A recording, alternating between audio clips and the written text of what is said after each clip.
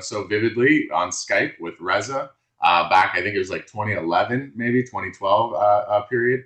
Yeah. And then to see him on 60 Minutes recently, Yeah. just kind of triggered the whole memory. So I was like, man, I got to get Magnus on, ask him about this. So, anyways, I just want to kind of, jump right into it. That's obviously our personal connection. I was a student in your class. Obviously, you are, Yale, PhD, very, very, credentialed guy in this space. So I just wanted to sort of start off, ask a question about, what you think of what's going on in this moment, and is Reza going to be kind of a contender right now? What do you see with regime change? I mean, is this something that's possible? External regime change in the Middle East? Yes, so I think the situation is very serious and it has all the potential to escalate even further based on what we've seen so far. And part of it is because I think the Iranian government and that what remains of the Iranian government is really feels like this is like an existential war. And it's not, the leadership has been decapitated, so therefore all kinds of plans are in place to sort of preserve what's there. So I really worry about that. There's sort of not much wiggle room for any kind of negotiation or compromise, that this is sort of an either or kind of situation. And you've also seen that compared to the war in the summer of 2025, in June of 2025, which was a relatively short, very limited war. This has already spread to more countries, more interests are involved. So that's the worry that this will escalate. Now, in terms of what will happen the day after, whenever that day may happen, and whether Reza Pahlavi would be a viable candidate for government in Iran. Currently, he is mentioned as a possibility. Okay. And so it's possible. Is it very likely? That is harder to determine. And part of the problem, of course, is that he has not been in the country for more than 40 years, and he has support certainly among the diaspora and among some people in Iran, but it doesn't have like a grassroots organization. So if he were to come in, it would have to be with some support from external factors who would then need to provide him with security and sort of the resources to govern a huge country that is bigger than Texas and has about 95 million people. And so even though Reza Pahlavi is very competent, this would be a very, very difficult job. So is it likely? Maybe not. Is it possible? Yes. But we will really have to see. The longer this drags out, the less likely it will be. Okay. Okay.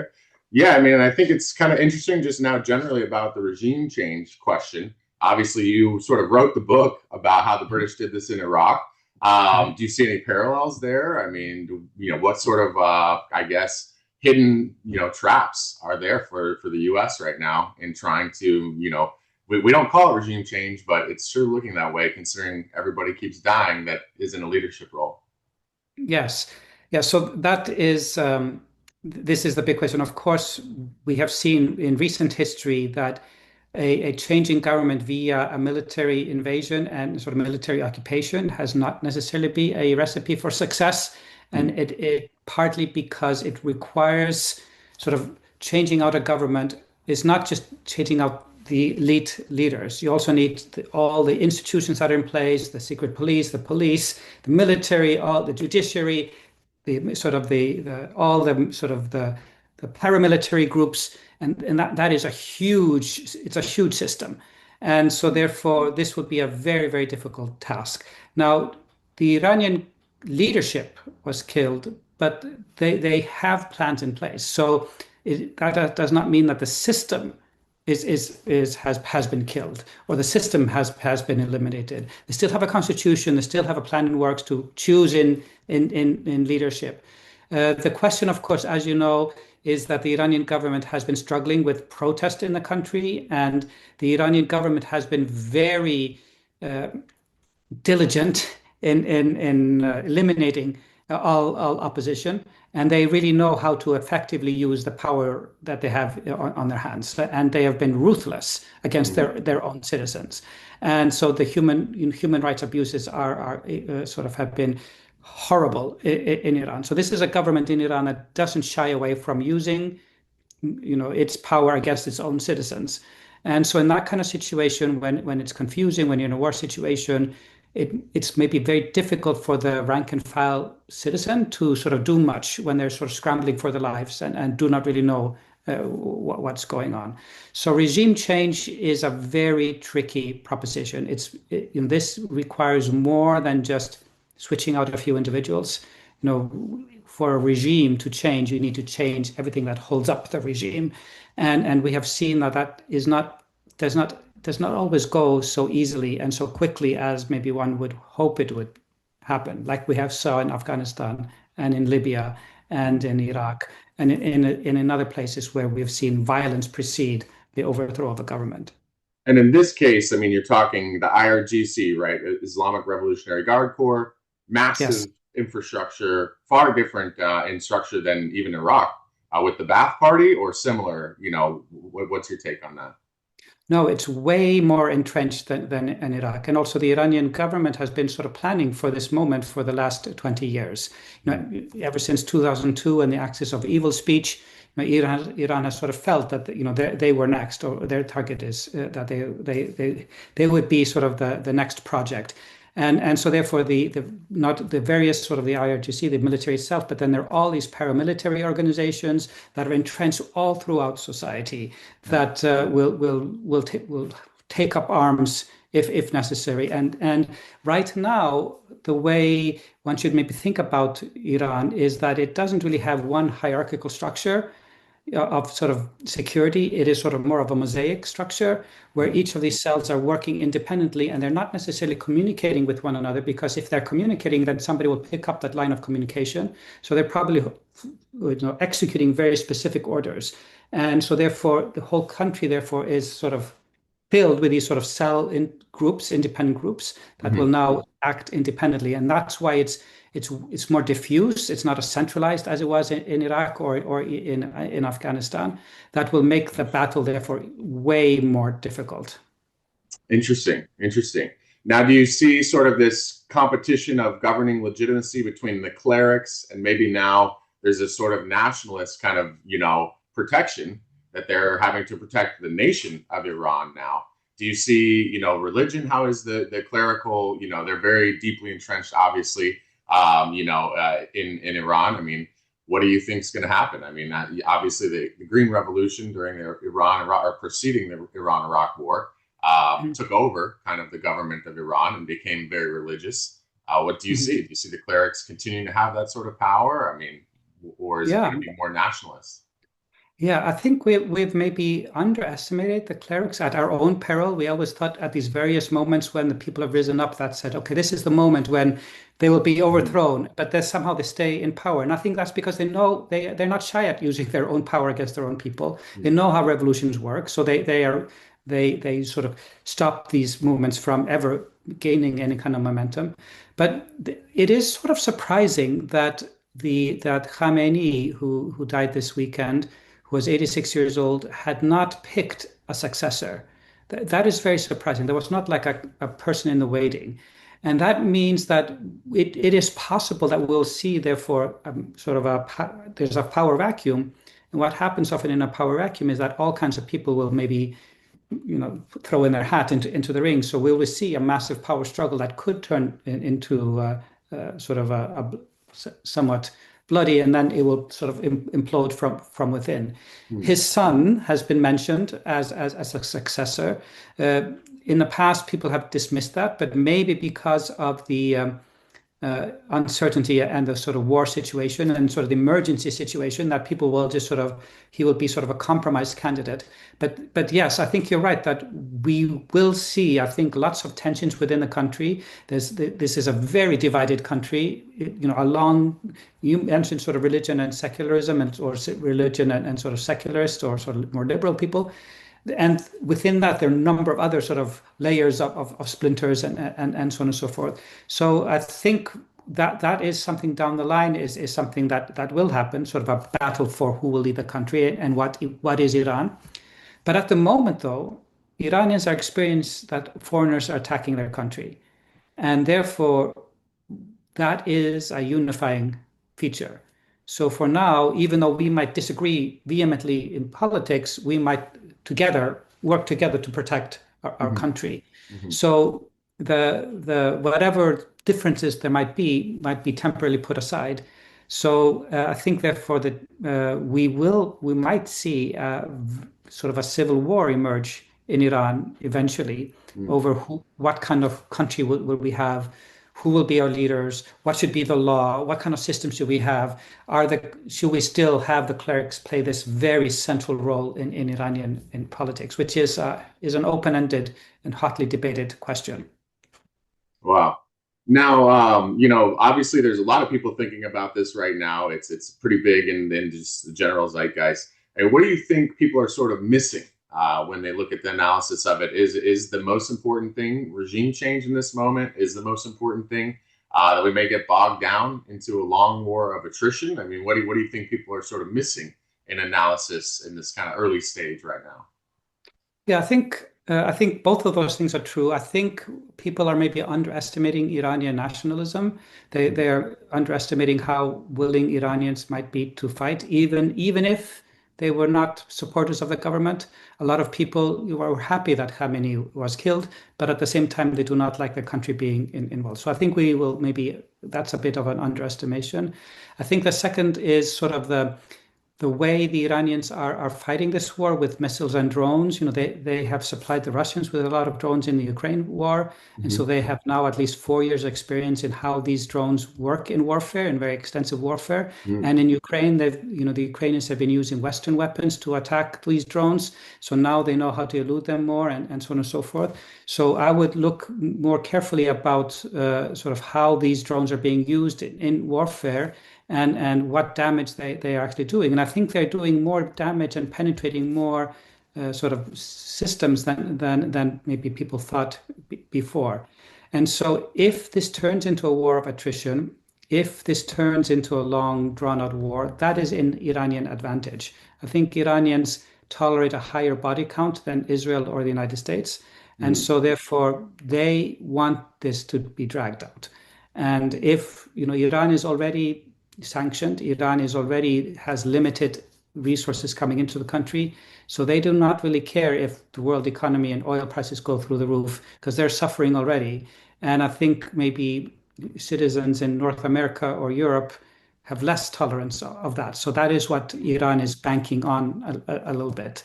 So the longer this goes, the better it is for Iran. Then I think for Israel and the United States, what would constitute a victory for the United States and Iran? Was this weekend a victory that they killed the supreme leader? That was that sufficient enough for victory? And we don't really know what the goals are and how you would sort of say what is victory. So I think having very, very unclear goals, we should sort of focus in on that. And then finally, we should really be careful of the rhetoric that is coming out from all over the world. There's a lot of the war is being fought on the ground, obviously, and through drones and missiles and so on and so forth. But there's also an information war being fought out. The Russians are getting involved, the Chinese are getting involved, the Turks are getting involved, the Israelis, the Americans, the Iranians, the Qataris, the Emiratis, the Saudis, Egyptians. Everybody is trying to control the narrative. So, we as sort of informed people, what we really have to do is sort of not believe everything that we see immediately, to sort of make sure that the source is credible, to sort of use a 360-degree approach, not just focus in on one source and so on and so forth. To wait with assessment, not to jump to conclusions, and that is very, very, very difficult. We are seeing very limited pictures, and we're seeing very limited information, and that of course always happens in war when militaries try to control what they portray to us. So I'm glad that you are doing these kind of interviews so that people will be better informed. And I encourage people that, no matter what political position you have, you should have a framework of interpretation and don't believe everything you see. I mean, it's very obvious to say that, but we have to just be reminded of that every day to be more deliberate and more discerning consumers of information. Totally amazing. Okay. And my last question for you, I would say, you spent, over 20 years studying the region. You brought Reza into the classroom for us. Let's just say you were advising the administration right now. Are you advising them on a coalition provisional authority, type structure, or what sort of comes after? I mean, what would be your recommendation from your vantage? Wow, that is a big, I would just hope that what has been the problem is that there's been very little trust and very little sort of communications. The United States and Iran have not had diplomatic relations since 1979. And so there's a lack of trust on both sides. And then also the Israelis do not quite trust the Iranians. So, this could have been avoided. We did not have to go through this exercise if we would have been sort of engaged in fruitful dialogue and communication. So what I'm hoping what comes out of this is that we sort of build in more trust and also maybe bring in more players from the region, such as the Emirates and the Saudis and the Turks and so on and so forth, to have a regional solution to this issue. Because we sort of regular people around the world, we need to have the flow of cargo and oil and gas flow regularly. We can't have sort of these massive disruption to our supply chain. That's not good for us, our economies, and all our planning. And so therefore we need a regional approach. And therefore, the superpowers has to get together. The United States and Russia has to be at the table. China has to be at the table. India has to be at the table. In addition to those Persian Gulf states, and then Iran should be treated like every other nation. They should be at the table, and they should be talked to as any other sort of sovereign, independent state. And I just really hope that is the way forward. Not this these issues will not be solved militarily, and that is what I would hope to do.